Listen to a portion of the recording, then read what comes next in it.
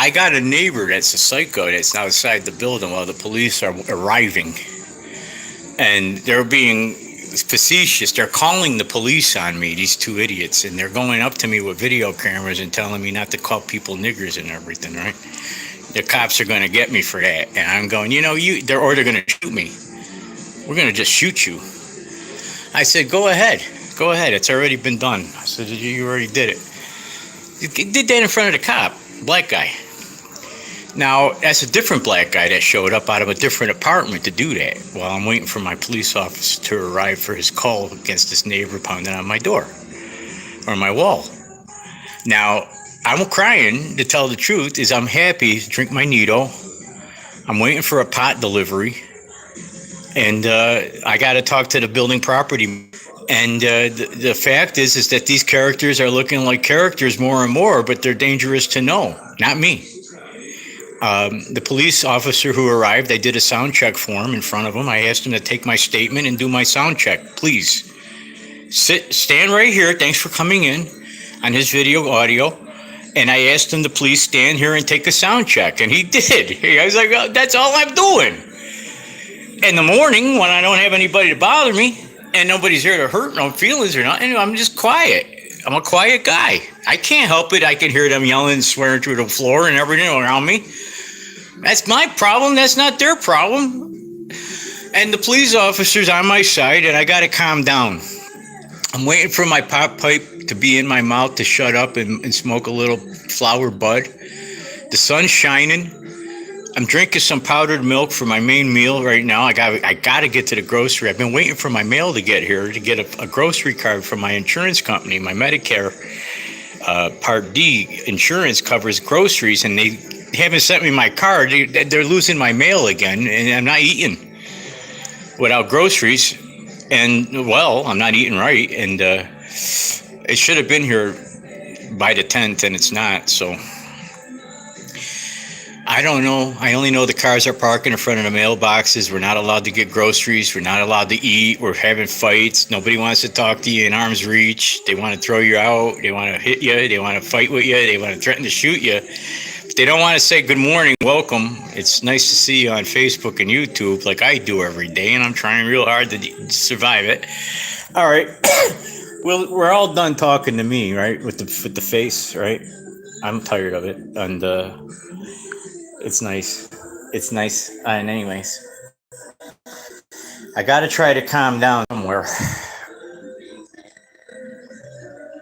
I told the police officer details that I spoke to the head of operations for the rescue mission across the street and the building property management, and they're not working well with the law at all to figure out how to solve this problem for me, right? To work.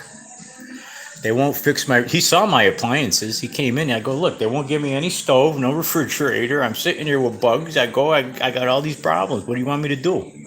What am I supposed to say? I haven't got anything to do but go to court and get the hell out of here before I get to the hospital. That's all I got to do. And that's all I'm going to do. It's 10:30. Brian Kravitz is the Google featured photo on my 43-inch screen Philips Android television that I had in storage during the COVID outbreak. I kept my clothes and my property all away from me during 2 backpacks worth of living and acquiring things on my feet, living without a residence for the last, since August 13th. My son went to jail in 2020. And then by that winter we had COVID, and I was out the door. Well, we had winter before that the COVID started, and I was in COVID land with no accompaniment and assistance for 2 years, basically, outside of you attempts to work with me legally as a veteran, where I didn't have to pay for everything that I couldn't pay for anyways. I wasn't able to pay for anything. I couldn't afford it and maxed out my credit cards and had nowhere to go. And they were forced to take me in. Other than that, they refused until that time. It took them 2 years of my life walking around, not knowing where I was going during the dying COVID. Austin Santalella commits himself to a profile, not a landscape video. Austin Santalella puts his thumb in the air proudly until it hurts. Austin Santalella will wear his cross that the man gave him at the bakery for nature's day-old bread, the nature's best bakery in Florida. It's like day-old bakery. He was an old man, skeletal Caucasian. He handed me the cross. I put it on proudly and solemnly.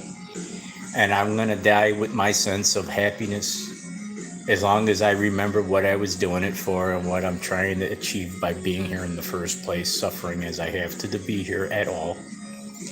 I care.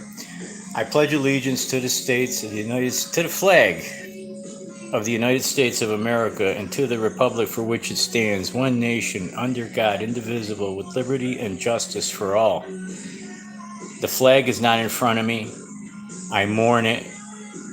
I mourn the loss of liberty. I mourn the loss of family, mobility, social or otherwise. I mourn health, youth, the occasional sense of satisfaction for a job well done. I mourn my family commitment of matrimony, child rearing. I mourn my inability to perform with good inflection and reservation for the commitment of the opinion and fact that I cannot change the mind of others. I mourn and I give and I offer it, and I know in my heart there's nothing I can do but go back to bed strongly until otherwise noted or allowed.